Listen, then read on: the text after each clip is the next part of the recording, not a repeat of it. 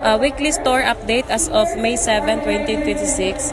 Natapos namin na display po is itong Mother's Day display po. Sa dry fit to for 250. So ayusin ko na lang yung calendar po nito. Palitan ko po ng light colors.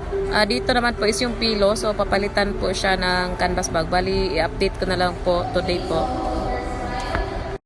Dito naman po sa power table, so for update pa din siya since hindi pa dumating yung mga bagong kulay po natin ng polo.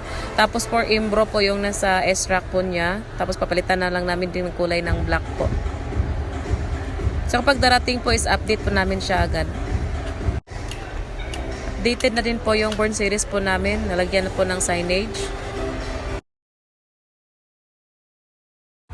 Dito naman po sa kabilang side is yung full sublimation display. Tapos yung CVC po natin. So nalagyan na po natin ng signage.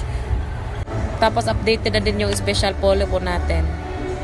Bali sa customer visit naman po. So meron tayong schedule ng 6 and 7 po. So bali natawagan na po natin si customer. So for follow up na lang po sa down payment. At saka yung isa is convert na into sales. So bukas po may customer visit po tayo na isa, tapos sa 9 po isa, dalawa po. Naka-update na din po yung FB page po namin. So doon palitan na po namin siya ng bagong picture. So sa mga posting po, so yan, bali nakapag-posting kami sa Mother's Day. So yan. Tapos yung mga ibang promo po natin dito sa store, like sa mga stainless tumbler, sa canvas bag po, sa brush cup. Tapos yung mga services po natin na available dito mismo sa store. Like po sa embroidery po. So yan. So ongoing pa rin po yung posting po namin dito.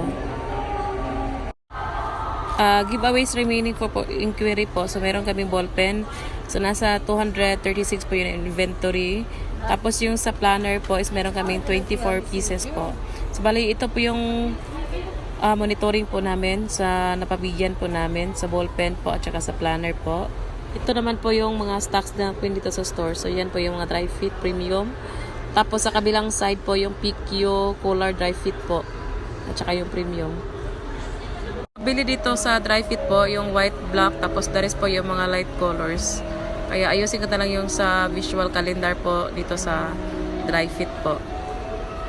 At dito naman po sa power table yung PQ color. So mabintang kulay po is yung white, gray, black, maroon, at saka yung mga bagong kulay po natin. So maraming nag-i-inquire through FB page po at saka sa messenger po namin.